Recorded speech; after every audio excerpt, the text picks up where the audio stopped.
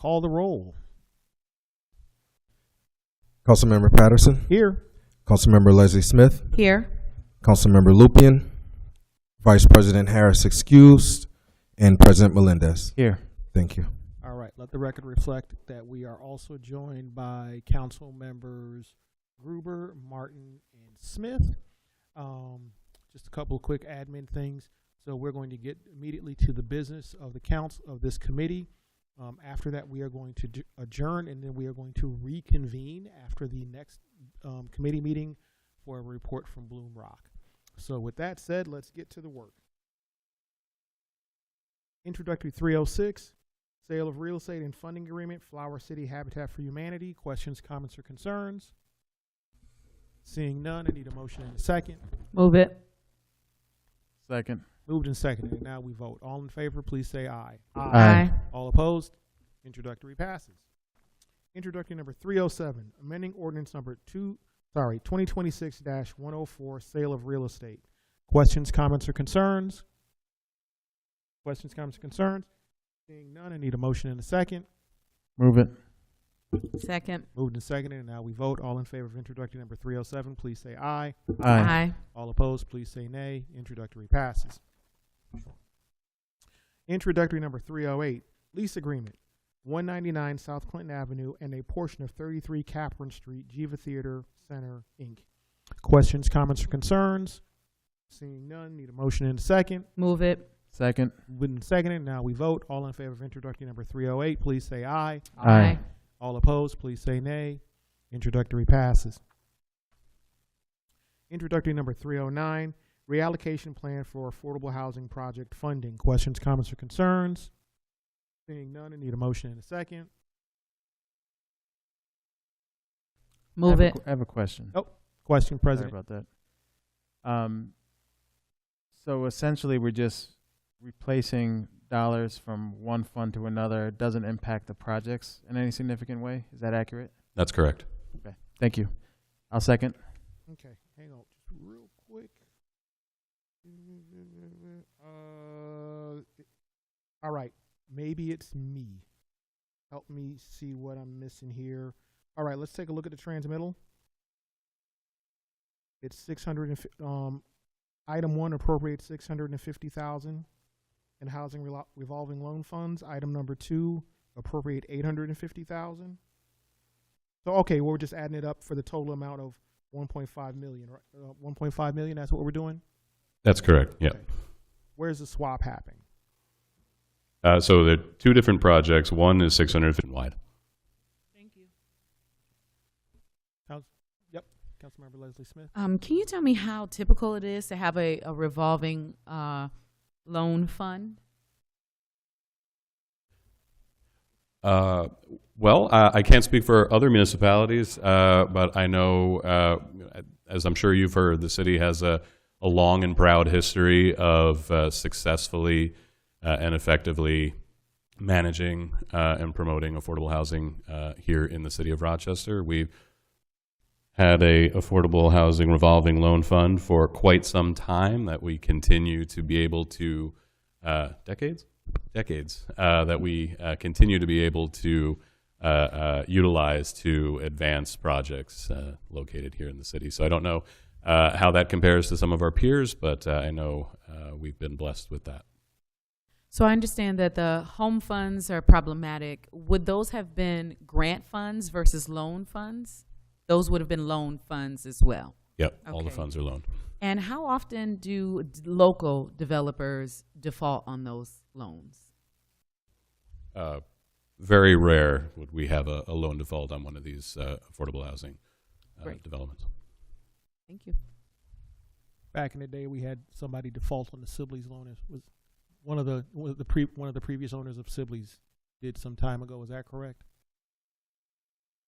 Was that or was that a different fund? You can let us know in writing. I'm sorry, what was the question again? So didn't we have an issue at one time with one of the previous owners of the Sibley's building and the loan that they had that somebody else assumed and took control of? But that was wild. Yes. Yeah. Okay. Yes. So very rarely, not often. Correct. Yes. Okay. But I I can offer a little more education on the Housing Revolving Loan Fund. So oftentimes we budget cash capital to give loans to developers towards affordable housing projects. And we don't record receivables in the general fund. And so we would loan the money, but then we would have no place to essentially record that that money could potentially come back.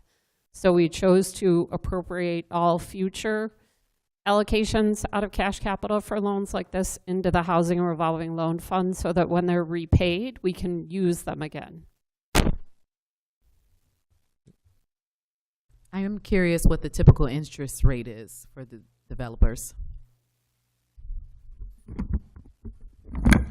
The interest rate is typically 2% doing construction, and as it goes into permanent financing, it goes down usually to 1%. And are you providing two separate loans, one for construction and one for permanent?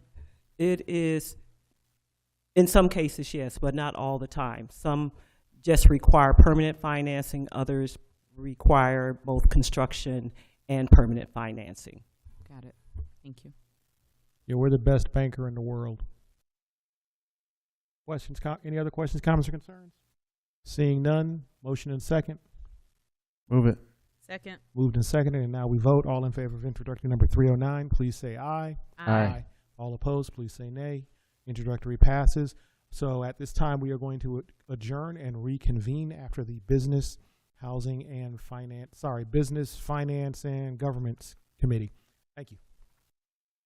Did I get close there, Mitch? Yeah, we have 5 Yeah, minutes. I know you Did got you want to 5 do something? So what are we reconvening this committee for? We're gonna get a report back from Bloom Rock. Got it, and that's something you want to But do. that's afterwards. Okay. You do your thing, and then after that, we'll come back and Okay, we'll we get can't the start till report out. 4:15, so Yeah, you got it. I'll Yeah. get us going then.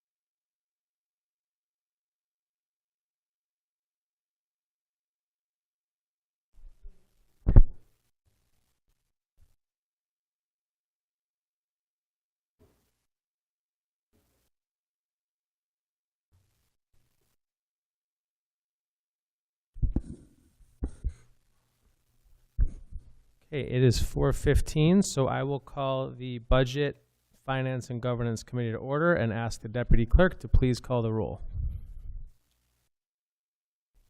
Councilmember Gruber, Here. Councilmember Martin, Here. Councilmember Smith, Vice President Harris excused, President Melendez. Here. Thank you. Thanks. There's no presentations this month, but I'd encourage anyone on the committee or other council members, if you have any things you want presented on or discussed during this time, please just let me know. And also want to just remind folks about last month's presentation on the Children's Savings Account, our future fund, and encourage folks to convince people to sign up. It's a great opportunity for people. We're going to start with introduction number 310. Which I'm going to hold. The legislation is called Submitting a Joint Report, Amending Ordinance 2021-229, and approving appointments to the New American Advisory Council. I'm only holding it because we did not get the report yet. Has it been sent to everyone at this point? First of all, thanks, Chair Gruber. I would say if it's not yet been sent to you all, you should have it by the end of today. So you'll get that. There are two things. One is the full report that's on or will be on file with the clerk. And then the second is an executive summary that summarizes the key recommendations that form the foundation of this legislation. And so we're being asked to amend the original ordinance that created this council back in 2021 to receive a report and make it an officially filed report for the city of Rochester, and then to appoint new members. And I think we should all have the time to read the report before we are able to approve it one way or the other. If people read it and are able to ask questions electronically, I'd encourage them to do so. And if not, I don't think there's going to be a massive repercussion to us holding it even until we have the opportunity at committee meetings next month. But we'll see what folks think once they receive the report. Deputy Mayor, anything else you wanted to add about the legislation in front of us? Just to say that I think we're pretty excited to bring this forward. It's work that has culminated really since the ordinance was approved by council in 2021.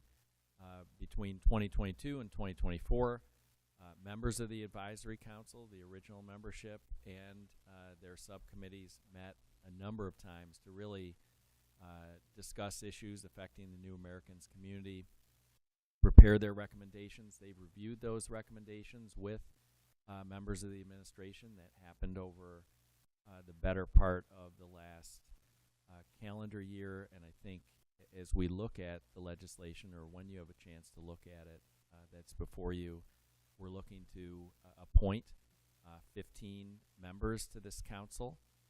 It will be a mix of folks who reside in the city and the county. These are all folks who are involved in working with the New American community or having a connection in some way.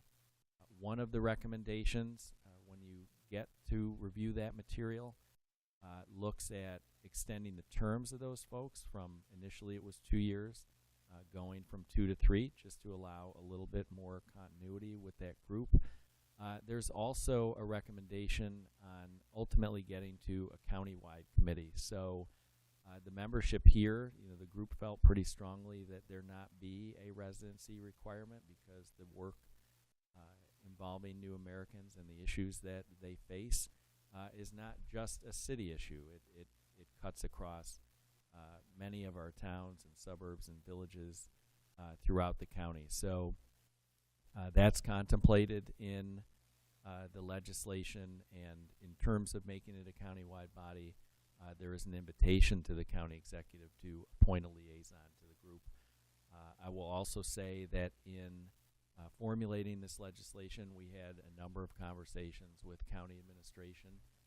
They had an opportunity to review the list of 15 folks, as well as all of the names that came in. They did that, and we have their concurrence on the list that is subject of the recommendation. And so I think, although we said there weren't any presentations, may this be a mini presentation just for you to have in your mind as you then go forth and read the material that we've provided. And my apologies for not having that to you on referral day, but we have it now, and I agree with the chair. May you take the time you need, and let's get this right. Any questions for administration now in advance of the report? President Melendez, followed by Councilmember Martin. Yes, thank you. Based on the recommendations and looking at the list, a lot of great people with great experience that will contribute. So I'm looking forward to reviewing the report. On the one of the questions that I had, it recommends that the county appoints an individual to the council. Is the assumption that, I know that on the city end we have a staffer that is appointed. Is it the same assumption that it would probably be a county staffer that is? I would expect that to be the case, yes. Got it, okay. And then one of the areas that for future consideration, and I don't know how this interfaces with the current makeup of the proposed New American Advisory Council, but RCSD is not represented. And I know that a large portion of the population that are served, young people that are served, attend RCSD schools. So I wonder if there's, if not a representation on the council itself, how we might consider interfacing with educational systems on the whole. I guess I'll say it that way. Yep.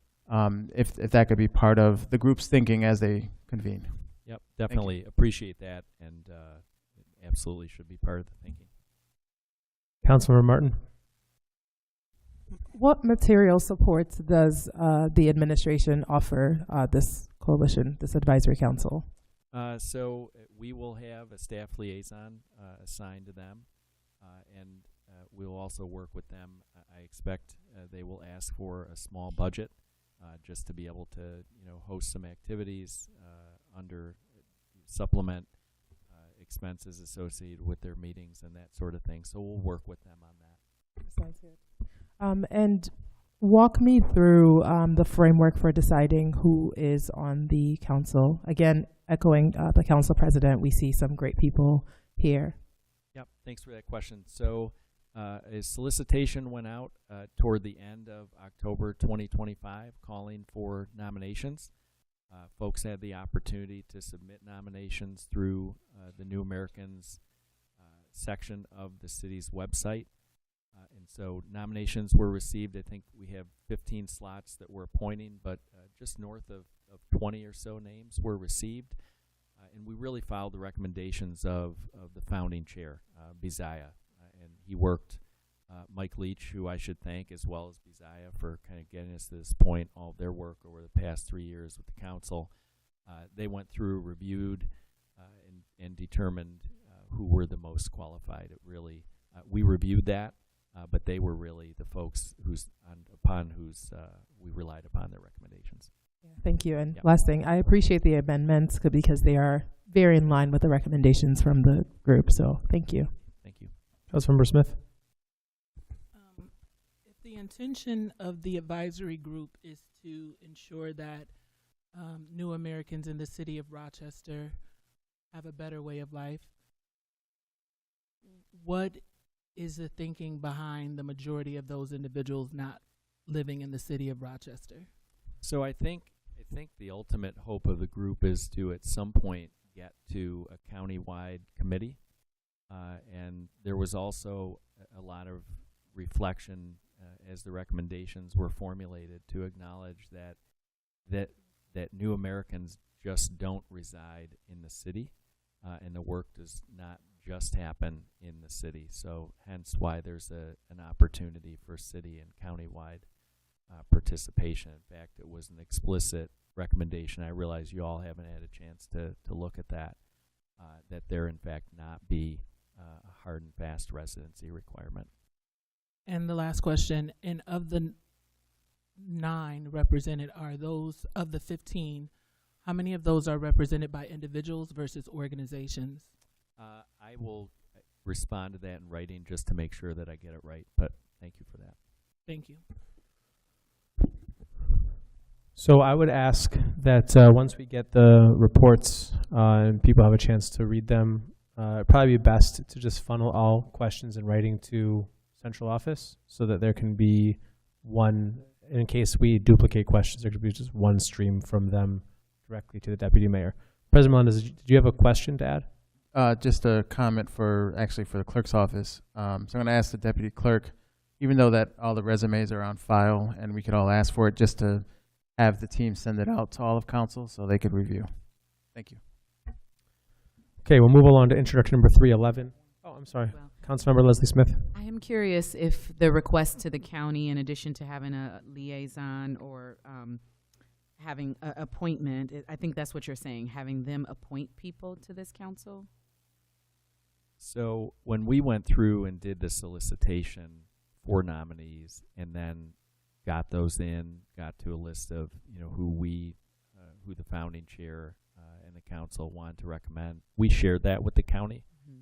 And certainly at that time, they could have had an opportunity to propose additional names. I think they were pretty satisfied with the group that we had to start, acknowledging that, over time, much like with the founding council of 14 or 15 folks, 6 of those are continuing on, but the remainder have moved on from the work. So I think they were satisfied with the initial list. Certainly, as time goes on and vacancies arise, if they have folks they want to recommend. So the city is going to have a liaison, a staff liaison. Yep. Are we asking the county to also provide a staff Yes, liaison? and that's you'll see if you look at the ordinance, Mhm. you'll see that there's language added to provide for that. Got it. Great. Thank you. Thanks. Moving on to introduction number 311, authorizing an amendatory agreement with Time Clock Plus LLC. Any questions, comments, or concerns? Councilmember Monroe. So I'm wondering then, will Time Clock Plus be the same organization we'll be using after the migration to Workday? Thank you, Council Member. Yes. And that was my only question. Thank you. Councilmember Leslie Smith. I just want to make sure I was understanding this correctly, because it said something in here about equipment. We're not actually talking about a clock you punch, right? We are talking. Yes, there are about 1,000 city employees that use a time clock, and they punch with their badge. In this technologically advanced age that we're in, people can't just clock in on their cell phones? Requiring people to use their own cell phones that we don't pay for would require some collective bargaining and a lot of money. Interesting. Got it. Thank you. I thought for sure I misunderstood. Councilmember Martin. How does HR decide which employees clock in and who does and who doesn't?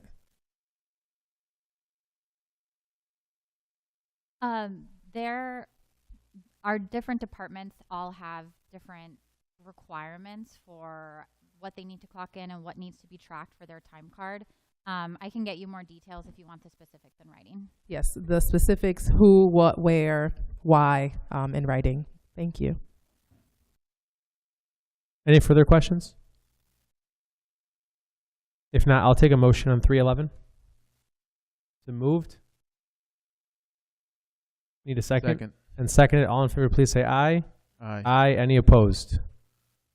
Motion carries. Instruction number 312, authorizing an amendatory agreement to administer the city's general liability insurance program. I would ask first the administration just to give any kind of overall explainer of what we're doing here. Sure. So law and finance really cooperate on this agreement. And so we've long had a third-party administrator for our claims and litigation processing. They're basically the folks that run the checkbook for the insurance fund. So they'll write checks to satisfy claims or litigations. They also handle no-fault claims. So when we have motor vehicle accidents, people will make no-fault claims, property damage claims, bodily injury claims. The property damage and bodily injury claims are resolved by the law department, but the no-fault claims are resolved by these folks, our TPA. So this is extending the contract another year. And then after that, we intend to go out to RFP to see who else is in the market. So this agreement extends it for how long? 1 year. So this time next year we'd go out to RFP. So my plan would be to go to RFP the beginning of the calendar year, calendar 2027, so that at this time next year we have somebody else to bring on or to renew with these folks. Got it. Any questions from council? If not, I'll take a motion. It's been moved and seconded. All in favor, please say aye. Aye. Aye. Any opposed? Motion carries. And that concludes the work of the Budget, Finance, and Governance Committee.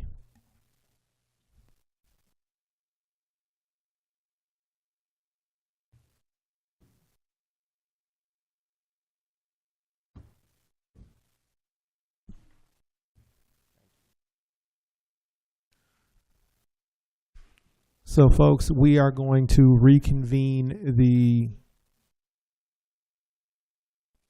Neighborhood Housing and Jobs Committee at 4:40. So if folks need a minute to take a break or go run around and do something, just try to be back in the seat in 8 minutes. We'll get this going. Bloom, if you guys are ready, get ready. You know, this ain't your first visit, so we know you know where to go and what to do. Process we're going to take with this is that we'll let them do their presentation, and then we're just going to go down the line and let council members ask their questions. I'd like folks, if possible, keep it down to 3 questions initially each. Okay.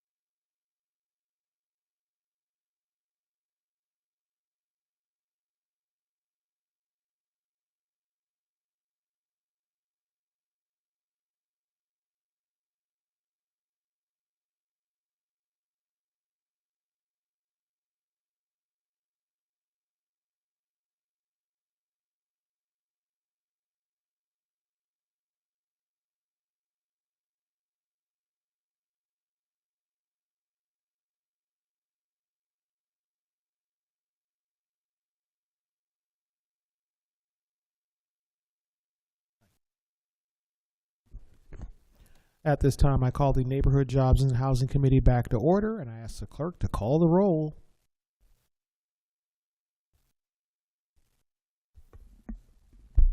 Councilmember Patterson. Here.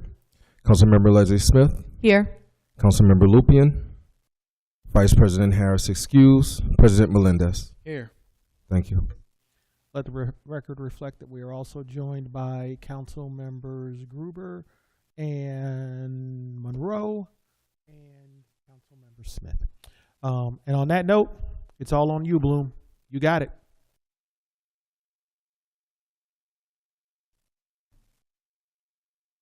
And if you could start by, of course, introducing yourself, the organization, what Bloom stands for, and go from there.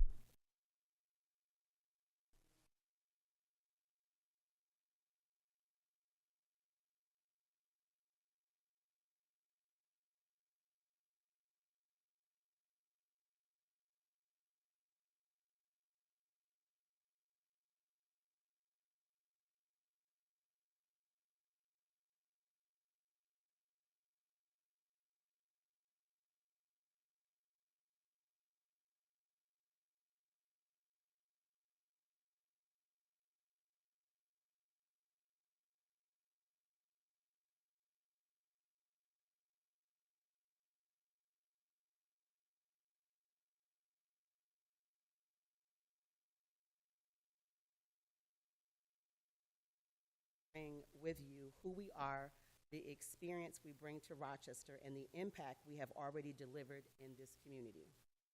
Bloom Rock is led by seasoned professionals whose expertise spanned business operations, workforce development, entrepreneurship, education, compliance, nonprofit leadership, community engagement, and collectively our leadership carries decades of professional and lived experience, with the majority of our team deeply rooted in Rochester, not observing the community and the city, but building alongside it. We are not simply an organization operating in Rochester, we are Rochester. We no longer lack connections within the city of Rochester. Through our work in incubation, workforce development, and community engagement, we have mobilized multiple ecosystems and stakeholders across the city, entrepreneurs, residents, faith-based organizations, community partners, and government, forging the relationships required to move Rochester's priorities forward. Our work is grounded in a simple, unshakable belief. Community investment must translate into real opportunity, the opportunity to build businesses, launch careers, strengthen neighborhoods, and create lasting pathways for residents of Rochester in the future. Our primary focus is empowering entrepreneurs in the cannabis industry, guiding Rochester's residents from licensure to sustainable, lasting business ownership in this emerging sector.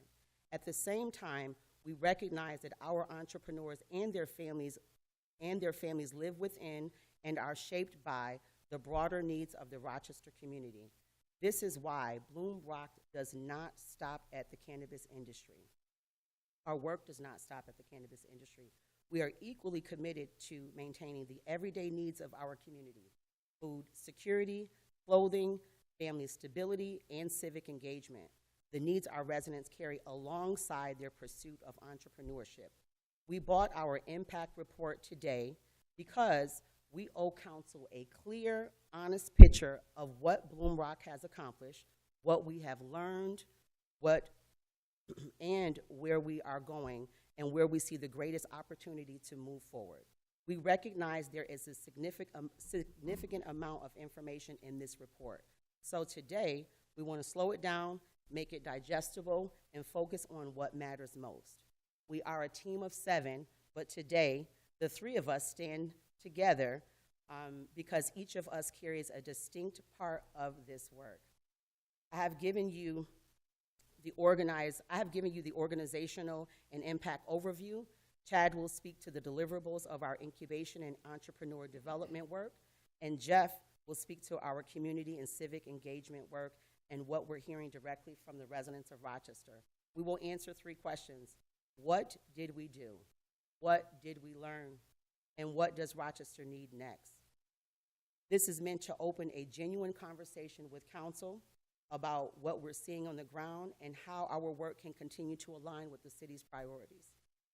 Over the past year, Bloom Rock has built ecosystems across 4 interconnected areas: entrepreneurship, incubation, workforce, education, community and youth engagement, and advocacy and public voice in government.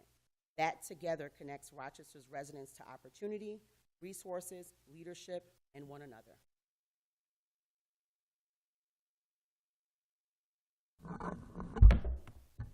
How we doing, Council? For those of you who don't know me, my name is Chad Anderson. I'm the Vice President here at Bloom Rock. I'm also one of the co-founders.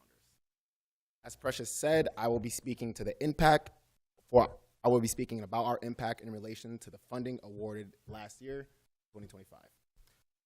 In 2025, we delivered a multi-pronged programming model spanning incubator programming, technical assistance, community education, outreach, and digital infrastructure.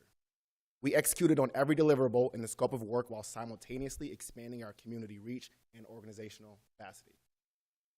Our 2-tier incubator model served both licensed entrepreneurs, our 90-day incubator, and aspiring cannabis entrepreneurs, our boot camp. Our incubator Tier 1 model serves 7 licensed cannabis entrepreneurs over 90 days who receive individualized business development coaching, compliance support, operations assistance, and micro grants in the sum of $2,500 per business. Micro grant utilization among our licensed Tier 1 participants was directed towards legal services, rent assistance, branding and packaging development, SKU development, and compliance filings, all tied directly to operational readiness and sustainability. For our Tier 2 model, we ran our Road to Success boot camp 2 separate times over a 4-week period, one in June and one in November. Through that, we engaged 32 total emerging founders who received structured technical assistance, operational planning, financial coaching, branding support, and business readiness preparation, preparing them for future licensing readiness. Beyond the incubator, Bloom Rock delivered direct technical assistance to over 50 in-process applicants and license holders through more than 100 one-on-one coaching sessions covering pre-license prep, application readiness, and deficiency navigation across varying phases of their licensing journeys. Educational learning experiences are free sessions to build community knowledge and debunk misconceptions. Through 3 live ELE sessions, we covered regulatory updates, compliance pathways, and packaging and labeling requirements, engaging 27 businesses in direct regulatory feedback. Bloom Rock submitted 2 formal comment packages totaling 157 public comments. We also launched 4 educational learning experiences on YouTube to extend access to cannabis education beyond our normal in-person programming. We're not law nor policy experts, but we saw that everyday people were being left out because no one was breaking down the regulations in a way they could understand. We created a clear, accessible format that helped residents and entrepreneurs understand what was changing, how it could affect them, and how they could make their voices heard. That process helped us gather and submit those 157 public comments to the New York State Office of Cannabis Management. We held 2 community town halls totaling over 20 participants, including residents, elected officials, and cannabis operators. I would love to mention Councilmember Mitch Gruber came to one of those sessions, as well as Senator Jeremy Cooney. Topics span cannabis tax revenue allocation, public safety, licensing, neighborhood revitalization, and civic literacy, producing actionable recommendations for government and industry stakeholders.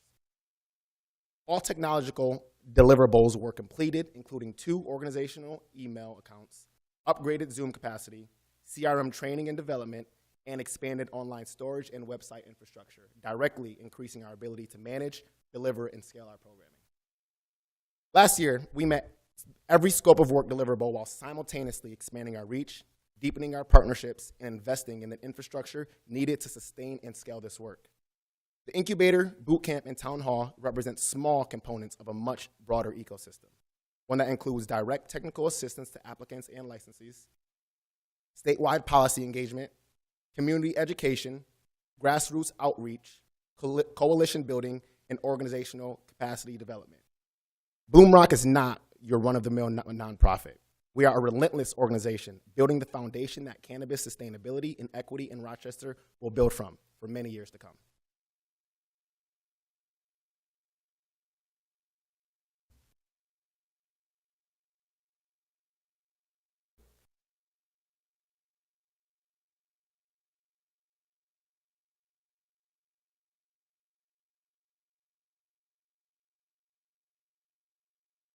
Good evening, City Council. My name is Jeffrey Medford. I am the Director of Community Engagement in Bloom Rock, and I'm one of the founding members. Here are just a few of our community outreach or community engagement accomplishments. We expanded Bloom Rock's community presence from its original 117th Street canvassing footprints to outreach across 50+ zip codes in Western New York and upstate. We also engaged 2,580 residents through canvassing, tabling, education, and direct community conversations.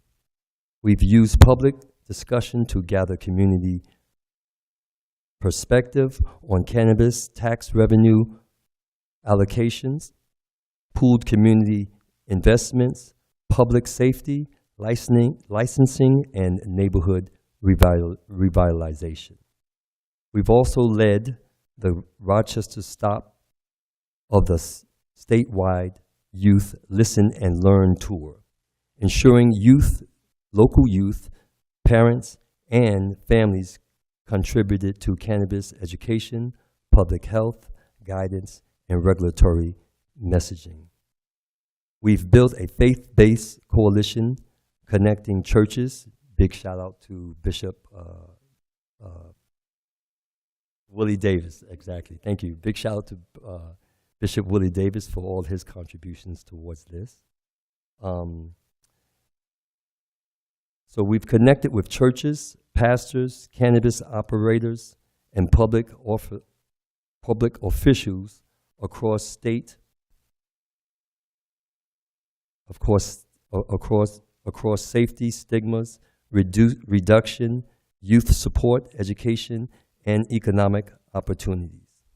We've supported 325 families. This is always my most favorite event that we do, through holiday giving, coat drives, and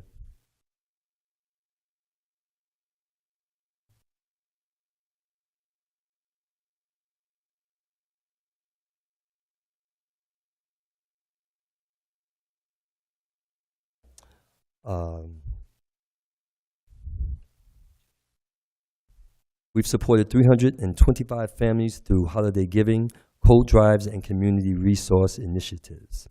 We've hosted 7 or more Bloom Rock events and maintained a visual community presence at 10 additional public and industry events.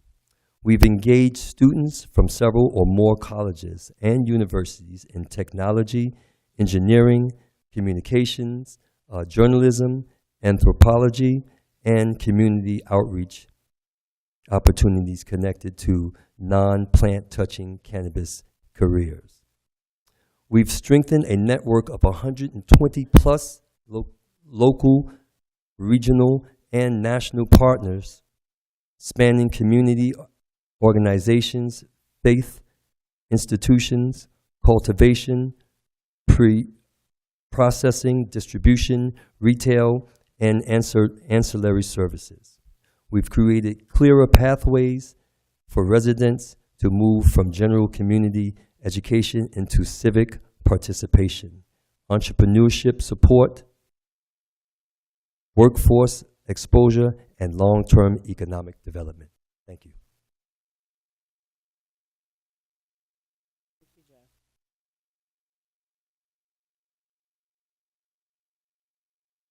All right, and so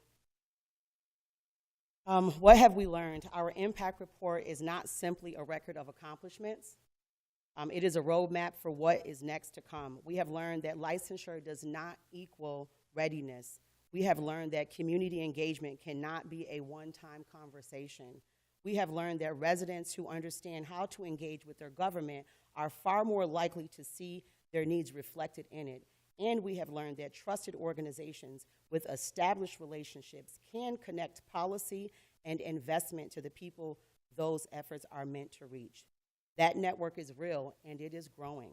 It's a foundation we believe can be leveraged to advance the city's priorities. Bloom Rock has built the relationships. We have developed the programs. We have engaged the community. We have helped residents find their voice in government. We have documented the outcomes, and we have identified where the gaps remain.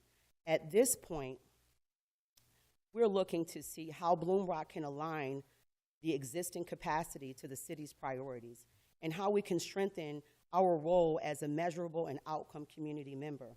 We're not asking you to take our word for our impact. We bought that work with us in our impact report. The report in front of you represents the people we have served, the programs we have delivered, the partnerships we have built, and the lessons we have earned. Our goal today is to make the work understandable, hear the city's perspective, and identify where Bloom Rock can continue contributing to Rochester's future in a meaningful and measurable way. And we believe the strongest path forward is one built in transparency, radical transparency, shared goals, measurable outcomes, and genuine collaboration. We did the work, we measured the work, we learned from the work, and now we want to move forward together. So I want to thank you for the opportunity to present to City Council and the opportunity to partner over the last year. We want to open up the remaining of our time for any questions and comments. Okay. Turn the mic on. Okay, so folks, here's how I'm going to take the questions. We're going to start down here at this end. We're going to start with Councilmember Smith, then we're going to go to Councilmember Leslie Smith, then we're going to go to Councilmember Gruber, and then we will end with President Melendez. So, and if, again, folks, if you could just keep it initially to 3 questions, and then give up the mic. Thank you.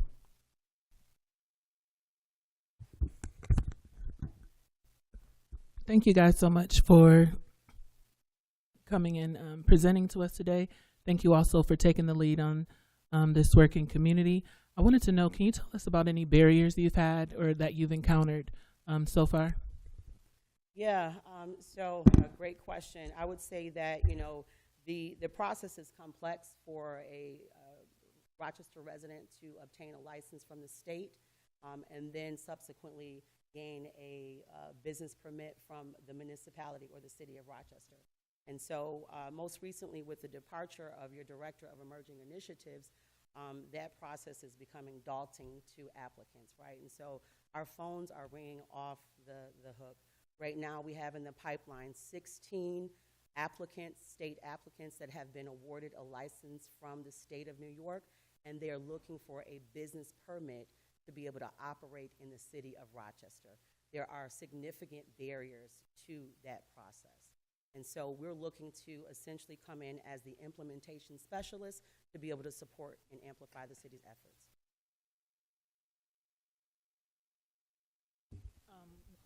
I'll also just add to that, I'm sorry. The biggest thing for us, I think, is a lot of the knowledge base, like the knowledge building within the general population, right? Like when it comes to what's legal, how is it legal? Like I know the Office of Cannabis Management has done a lot of work with us to kind of bring through the literature, the resources for the individuals who want to know, well, what's this compared to this? I feel like, you know, having that as a standard within the city of Rochester would go a long way in terms of this sustainability that we're talking about here today. Furthermore, I would say that, you know, we could do a better job just as within the ecosystem that we've already created as a community-based organization and municipality with really slowing down to speed up to ensure that this information is digestible and we're meeting our Rochester residents where they're at, right? And so even when it comes to other community-based organizations or, you know, 501c3s or nonprofit organizations, they don't typically have their they don't have that certification, they don't have that tax exemption, right? And so they're not prepared to receive state funding or municipal funding. And so we've even hosted things like grant readiness to explain to community-based organizations how you obtain your 501c3 tax exempt status from federal and state, and then subsequently how do you become SFS pre-qualified in order to receive the funds from the state of New York. So again, we really are trying to make very complex processes, you know, digestible for the general public and for Rochester in general. So those are some of the barriers that we have encountered. Thank you. Also, can you tell me in what way would you say in what way would you say council could better support you guys? Well, we're 8 months in, and you know, last year we were I think from the work that we did in 2020, from 2022 to 2024, we were able to meet with council quite a bit, I would say over 5 times, and you guys supported us in funding our incubation. That has not happened to date for this year, and so subsequently, some of the first cohort, the first and second cohort, we realized that just because you are awarded the license from the state and the city, it does not mean that you're operationally ready. And so those individuals, those licensees, they come back to Bloom, the community-based organization, to really look for that additional operational support. So that's what we need. We need additional support that way, and we need to talk about, granular, how do we support the implementation to ensure that once a licensure is awarded at the state level, we're doing everything that we can and what that trajectory is going to look like to ensure that they get the business permit for the city of Rochester. Specifically, when I refer to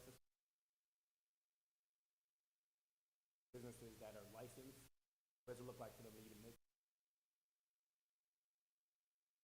organizations like us, organizations also from just around the state and really look.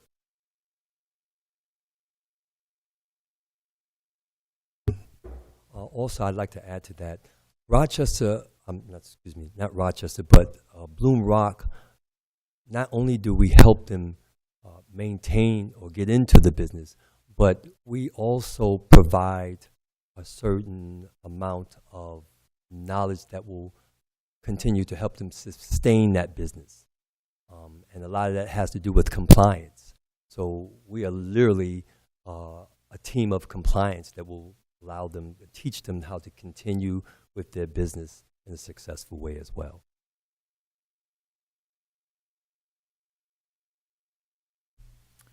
I just have a lot of curiosity questions. One, I think you mentioned 501c3, so we have cannabis companies that become nonprofit organizations. Is that what you're saying? No, and please excuse me, I want to make sure that we're very clear. Okay. And so we are a non-for-profit organization. We have our 501c3 status, but we realize that there's also other community-based organizations within Rochester that would be able to qualify or would be eligible for some of the community reinvestment grants that come down. Got As it. an example, there was a grant for $35 million, and while we have over 3,000 community-based organizations in the city of Rochester, we realized in conversation and networking with intention and purpose that the majority of them do not have that 501c3 status. And so we, as a group, again, just trying to make sure that we're being civically engaged, we hosted a grant readiness, like educational learning experience to kind of bring them up to speed on that. Okay, got it. Thank you. Yes. And at what point do we reach saturation in Rochester in terms of cannabis companies? Yeah, that's a great question. Very fair question, too. So I'll say that right now, at the top of the year, in the first quarter, the state of New York revenue was $3.5 billion. That's the first quarter. That's from legal license dispensaries. Within that same time, the illicit market is still dominating. So it was well over, I'd say, $15 billion. So the state of New York, for me, is not going to reach saturation at any time. I would definitely say that we do have some opportunities. We're hoping that the rest of Monroe County as municipalities, such as like Greece and some other larger municipalities, that they opt in to have some of these retail dispensaries as well. But right now in the city of Rochester, you have 16 applications, I think it was, 16 applications that have been approved from the state of New York, and they're going to be coming down the pipeline within the next, I'd say, 5 to 6 months, and they're looking for a business permit within the city of Rochester. We still have, I mean, it's the summertime, and we still have quite a few of the illicit shops that are still open, and their lines are around the corner. That's missed tax revenue, missed community reinvestment for the city of Rochester, and also, too, you know, we don't know what those individuals are consuming because there isn't a certificate of analysis.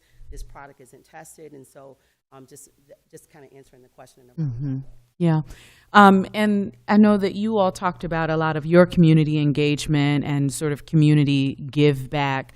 I think I'm just in terms of focusing on neighborhood revitalization, particularly in Black and brown communities. And before I go there, I want to say that I am grateful that there are groups like yours that are prioritizing folks who've been disproportionately punished for the sale and use of marijuana in our communities. And I do believe that there is some sort of reparation that has to come back to us as a result of that. And at the same time, I know that our communities are often the ones that are saturated with liquor stores and corner stores and, the types of businesses that you would not necessarily see in a suburban community where kids are playing and riding their bikes and, that kind of thing. And it's not to demonize the use of cannabis, but it is to think a little bit about the overall impact. That's why I asked the question about saturation and where we are with that. So how do we get a both and? How do we take back what was stolen from us, right? And at the same time not cause further harm to our communities? Yeah, great question. So I think using words such as disproportionately impacted, that's nice, but the reality is we're devastated by the prohibition of Sure. marijuana, right? And so I think we have to have a very even balance. We have to make sure that we're creating a mature and informed community, right? So we're slowing the information down to speed it up, explaining to them, what the mandated legislation states, which is the MRTA, Marijuana Regulation Taxation Act, and the opportunities not just to consume, but ultimately to be an owner and operator within this. Mhm. And so I think having that conversation is where we start at. And that's kind of how we balance things out. I'm never talking to any Rochester resident about the consumption of cannabis. That's not my business. That's not our business. We're talking about the business of it and how do we own and operate to create generational wealth and generational mobility. So I think it's a balance. It's a very delicate balance. Mhm. I think working along with other community-based organizations, our goal is never to operate in a silo, right? We want to create a mature and informed community so that we're talking, and leaning into those conversations. Even when it comes to our youth, we were a part of the youth Listen and Learn tour with the Office of Cannabis Management, just directly talking about how do we best position talking and speaking points for our young adults, trusted parents and guardians on how they have conversations with their youth. So I think it's a delicate balance, and so it's something that every day we'll continue to work on. Thank you. Councilmember Gruber had to go, but he certainly just wanted to send you his respect and his appreciation for the work that you do, President Melendez, and then we'll go back around for another set of three. All right. Thank you very much, as always, for joining us and presenting updates to us. I do have some commentary first before a question. So I keep seeing shops opening in the city, ribbon cuttings, and at least the ones I've seen don't look like the folks at this dais and don't look like the folks that are at the podium. And I know that the state's original intention, and even in our Ruby report, when we did that way back when, was around this idea of reparations, around this idea of trying to encourage our folks to get into the market. And it feels like we get a lot of expungement events, but I don't know that I see the work that y'all are doing, and I appreciate what y'all are doing. But at the end product, I see a lot of ribbon cuttings from folks that don't look like us. So what is the missing gap there? Because is that something we are failing at as a city? Is it something that the state is kind of getting in the way of? I know it's complicated, but I just want to get your perspective on that. Yeah, it's a good question, and it's definitely complicated. And so the mandated legislation has a emphasis on social economic equity applicants. It's a demographic, right? Those demographic of people would be women, minorities, individuals living in what they call CDIs or CDAs from 1981 to 2021, okay? Service-disabled veterans and distressed farmers. Those 5 demographics is essentially what we focus on, okay? The priority is to give licensure to those 5 demographics, okay? We're 5 years out of out of prohibition, so 5 years of legalization. We have the MRTA, and there is some opportunity at the state level. Once an applicant goes in and applies for licensure, the state has their own rubrics of how they decide who's going to get that license. From there, how the MRTA is set up is that municipalities, which would be your village, town, and city, they have an opportunity to opt in or opt out. Thank God the city of Rochester opted in, okay? So from there, you would then have to, as an applicant, once you're awarded a licensure from the state, you then have to apply to that municipality that you want to operate your retail dispensary in or processing facility in. And so what we have found is that while the eligibility may be with social economic equity applicants, women, minorities, distressed farmers, service-disabled veterans, individuals and CDIs from 1981 to 2021, they don't have the funding, okay? The funding is with To be clear, lack of capital to start up a business. Lack of capital, absolutely. Okay. Lack of capital to be able to start up, right? So they don't have the funding, and so as a result, they have been, they've, you know, we've created a pipeline of predator investors, and that's essentially kind of what you're seeing when you don't see a reflection of the residents of Rochester, brown and black people owning and operating these dispensaries. You'll see that while they have the eligibility, they lack the resources and the funding in order to do that. And so the other thing too is that, you know, that's where Bloom Rock comes in. We're doing our cannabis canvassing and leaning in, knocking on those doors, knocking on the doors of trap houses, of people that are still operating in an illicit space. And we're having those conversations and enticing them to come get this information and understand that they no longer have to, you know, operate in a trap house or whatever they're doing that's illicit still. And so that's essentially where you see the disconnect.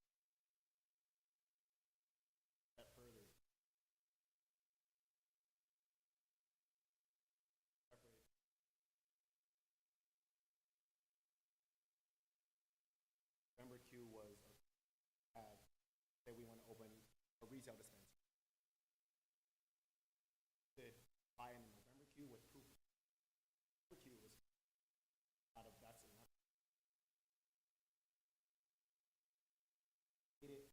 Original license, where you didn't have essentially saying, I want access to this industry, capital, even, you know, versus saying stuff, that's taken us back. Perception of voting entity off.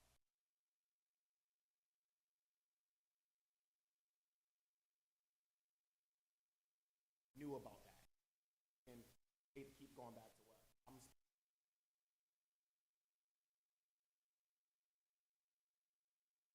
information out. Hopefully creating the same mistake. And a quick follow-up to that, has the business community, lending community, banking community been engaged or interested, given, I think, the dynamics with it being legal here but maybe not legal in other states? Is that a barrier that you're seeing on the lending front, or how does that work? Not only that, but also federally. Right. The scheduling has changed, but we're not looking for it to change. We're just looking so not rescheduled to Schedule 3, which is what it has been removed from Schedule 1 to Schedule 3, but essentially we need the product to be descheduled. So lack of capital and then lack of ability to get capital from traditional lending to even start the business. Got it.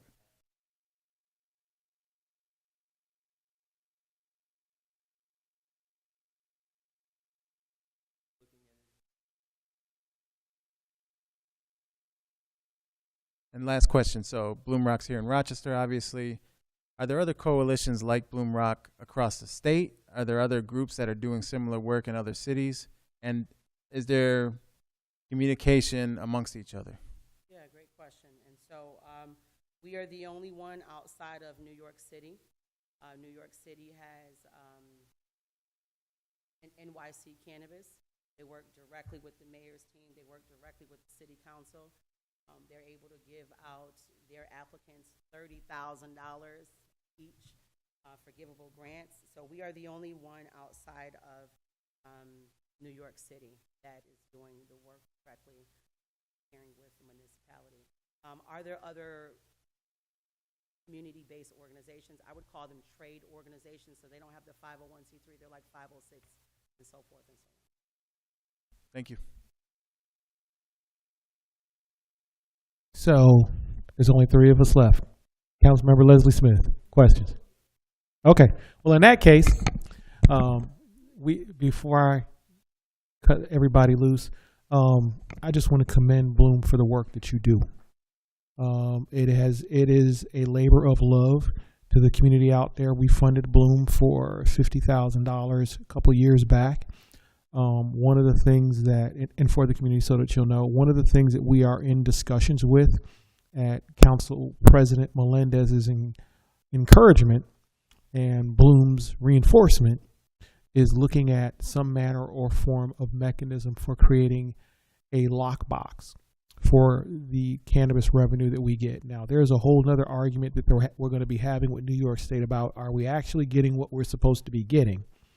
But the purpose of that lockbox would be, quite frankly, to fund many of the initiatives that we need to see in this community around community development and community give back, but also looking to fund the work that y'all in Bloom do. At least in my mind, that's where I see some of those dollars should be going.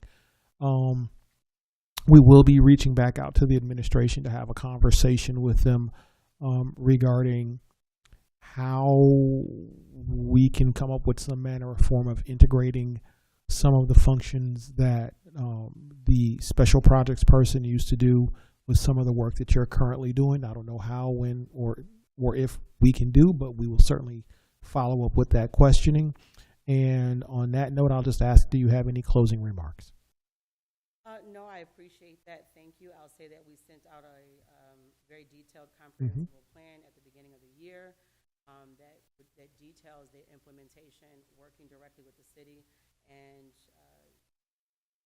Director of Emerging Initiatives or whomever, and what that looks like. So we have some ideals already on how to help the implementation. Okay, great.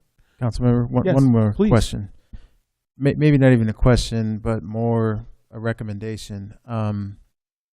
Thinking about the state specifically, creating this type of program after the MRTA, after the legalization happened, there should have been, in my opinion, some resources given to communities to be able to implement, because it can't just be government implementation. It has to be community-based implementation. And I think an area that I would also be willing to put some time into is thinking about how we collectively could advocate to the state to also make this a line item in their budget, because the reality is if they say they want us to be in, they have to invest in us to be in, because it doesn't come naturally given the capital issues that you already identified and some of the other factors. And I think we could probably get a coalition of folks around that would agree to that, that would push that. And I'm sure our local delegation would be in support in favor of that. So I welcome that conversation after this as well. Absolutely. We want to tell you thank you for that. We'll say in mandated legislation, there's supposed to be funding for community-based organizations that offer incubation and literally all of the work we're doing, technical assistance, community reinvestment, work development, and infrastructure. And so we just, to date, 5 years out, we have not seen that happen. We are very grateful to this council and to this body of work for supporting our thus far. We want to continue with it.